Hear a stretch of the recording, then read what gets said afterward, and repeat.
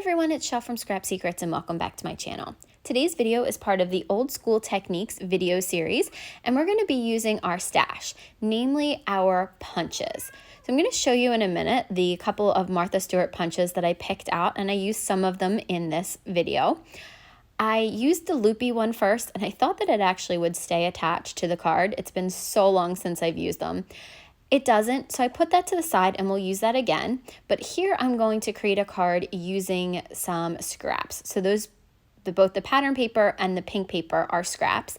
And I thought that I could possibly use the cherry blossom punch with this, but we're actually going to do something with that later. We're going to recreate a very similar card from this one that we're making here. So I'm going to glue down the scrap piece of pink cardstock, cut down the cherry blossom paper, and attach it to the card front with some Honey Bee Creative glue. Now you're not going to see me cut out this happy birthday, which also comes from a punch, but you'll see me cut it out a couple more times for the other cards. I'm going to back it with a piece of scrap white cardstock, and then we're going to put that on the front for the sentiment. So we're actually going to be making 3 different birthday cards today using scraps. So once I've attached that, I'm going to also use my Spectrum Noir sparkle pen to add a little bit of sparkle to the happy birthday. And that is the first card that we're going to create. So we've used scraps and the punch in one of these, or just the happy birthday punch. And I'll show you how I created that on another card.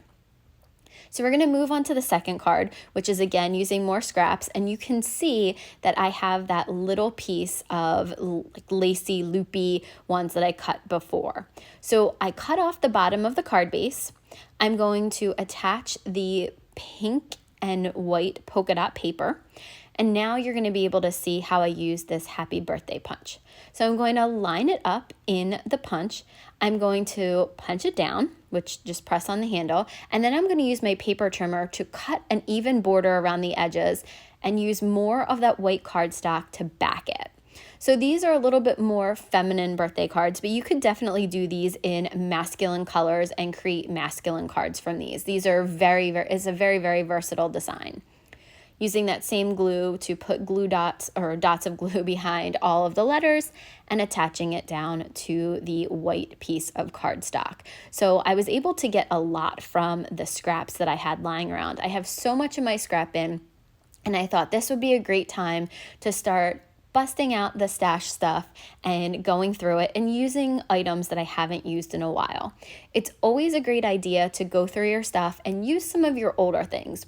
A lot of times you'll see people using a lot of their brand new stuff, and I'm very guilty of that too, and not going back to some of the older stuff. So that's what I wanted to showcase in this video. You don't always have to have the newest and latest and greatest to create really, really cute, quick and easy cards.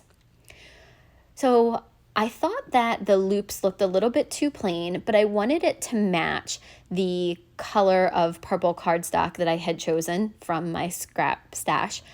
I found the Wilted Violet Distress ink was the closest color to the purple. And you could see now that I have my labels done, it was really easy for me to see what color matched the best. And I'm just using my We Are Memory Keepers magnetic little board to hold that into place and then color that. So it does look a little bit different on camera, but once I put the sparkle pen on, it actually brightens it up, the happy birthday up a little bit, and it matches a little better.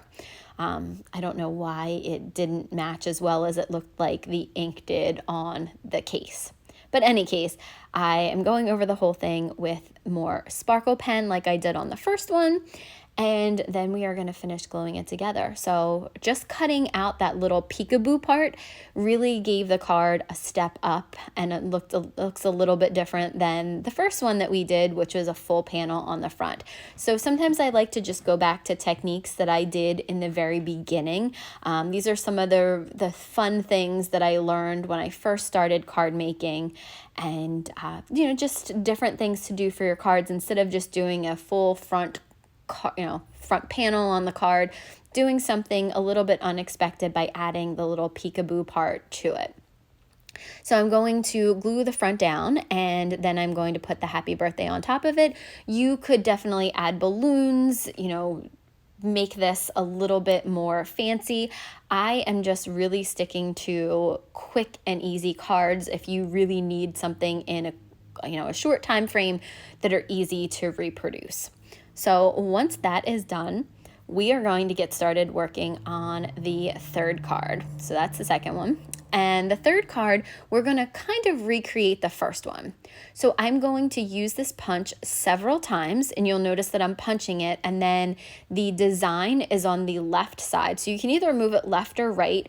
You line the design up and then punch it down, and it will cut out an entire row for you. So if you have a really long piece of paper, you can do borders for scrapbook pages, which is what I used to use these punches for. And I loved it. So I'm going to create 3 different punches of the, why can't I think of the word? Oh my goodness. Cherry blossoms. Sorry about that, guys. I'm going to cut out 3 different cherry blossoms, and I want something similar to that look. So I am going to use, again, more scraps from my stash. All of these pieces of paper were scraps from the stash, so using that up, which is a great thing. I really wanted to do that this year. And I'm taking some Distress Oxide and Walnut Stain and going around the edges. This is going to be one of the layers for the card base. So this one is going to go first, and then we're going to layer the blue cardstock on top of it. And you saw the blue cardstock had a little bit of sheen to it, and we're going to do something extra to step it up to make it similar but a little different to the original cherry blossom card that we did.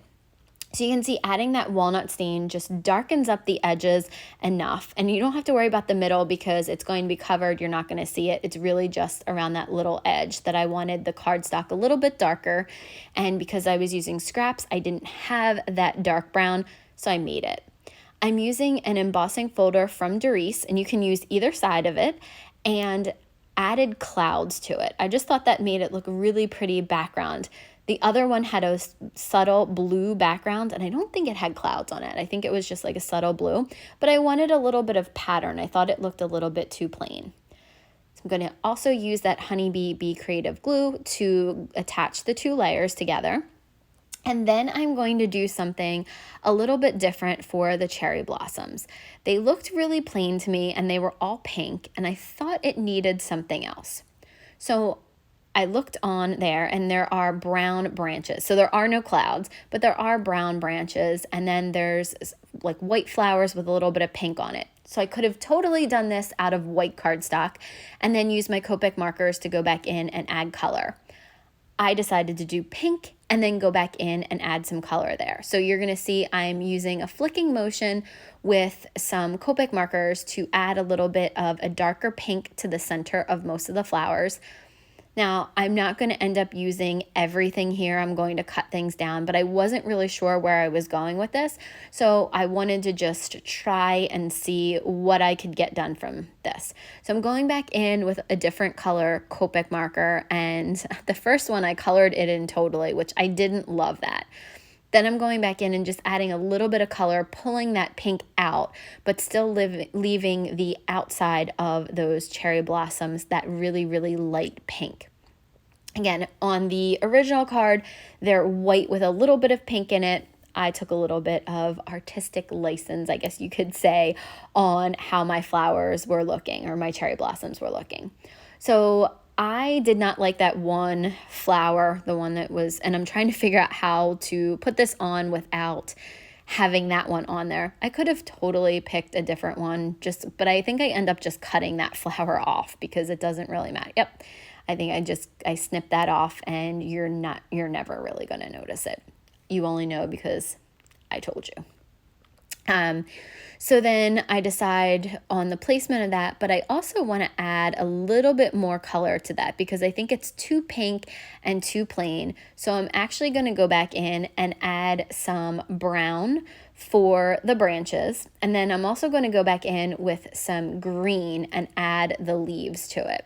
So you can see I'm just adding the branches and the stems here. And then I'll go back in with a couple colors of Copic markers in greens. So I think I use G and YG colors to do this, but you can use any color you want.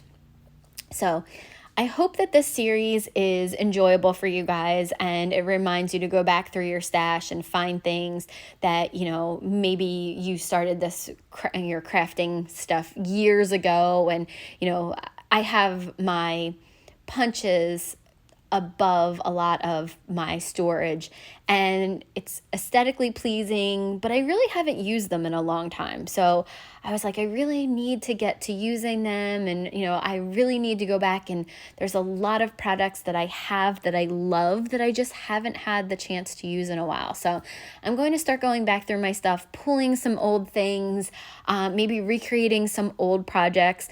I don't know if you guys know, I actually have an old channel that somehow I got locked out of. So I have like over 1,000 subscribers on that channel and a bunch of different videos. So I'm going to go back to that one and see if there are videos on there of things that I still have that I used, and maybe try to recreate some projects and step them up and show, progress from where I was 10 plus years ago.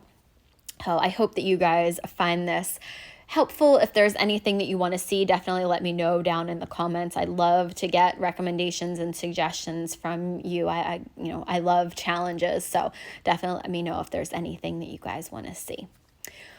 So now back to the card. Once those were all colored in, I'm going to use that same Be Creative glue, put glue on the back of it, and glue it down to the card front, cutting off just the excess. So I'm just making sure that, I didn't waste any of that coloring, just snipping off the pieces that I didn't color in, just making sure that, putting it on that angle. So going back in and snipping off both sides. I did that for a couple times, and now I'm going back in and adding a little bit of brown to, again, another piece of scrap cardstock, because I want that same brown to be behind that pink happy birthday. Again, I cut that out from the exact same punch that I did before. I did it the exact same way, cut it out, and then used my paper trimmer to cut a nice edge around it. And I just eyeballed it, didn't have measurements, just kind of, looked to see if it looked even to me. So I will go back in with the Be Creative glue and glue it down to this piece after I cut out just a little bit smaller than that happy birthday sentiment. And we'll glue that down, and then we'll put it on the front of the card. So that was 3 quick and easy cards. It really didn't take me much time to do these at all once I realized once I had pulled out my materials. It really didn't take me long to do this at all. The coloring was probably the longest part of the whole thing, so you could totally skip that. You could use distress inks, distress oxides, you could use pencils, you could use white cardstock and then color them in. You could do a bunch of different things, but I hope that this helps you, motivates you to go back through your stash and find things that you haven't used in a long time, because it really was fun to use products that I haven't done in a while. So I'm going to make sure that I trim off the rest of the edges. I am also going to go over it with, I was taking the glue out of there because there was a little bit of glue that seeped into it. And then I am actually going to go over this with the Copic marker, because I had a little bit of glue on it, and I think I actually got a little bit of the walnut stain that was on my fingers on there. So I decided to go back in and color it all in. Plus then it matches the florals. I'm going to glue that to the front of the card. And it looks like I pulled out the glossy accents. I'm doing the voiceover maybe like a week or 2 after I've done these cards, so I'm trying to remember what I did. So I'm going to glue that down onto a white card base, which is 4 1/4 by 5 1/2 inches. And so the brown piece of cardstock is 4 by 5 1/4. And then the blue is 1/4 inch shorter than that. And now I am going back in. I did not use the glossy accents. I'm going to go back in with that Spectrum Noir sparkle pen and go over all the letters. So all of the 3 sentiments will match. They all have the Spectrum Noir sparkle pen over top of it. So once I am done that is the end of the 3 cards. So I wanted to thank you guys so much for watching. I appreciate everybody watching, liking, subscribing, and commenting. I'm going to show you the 3 cards, and I do realize I'm a little bit off camera, so I apologize for that, but I did include pictures at the end. And I'm going to show you again the 2 Martha Stewart punches that we used. Thank you guys so much for watching. If you have comments or questions, please feel free to leave them below, and I'll see you guys again real soon for another video.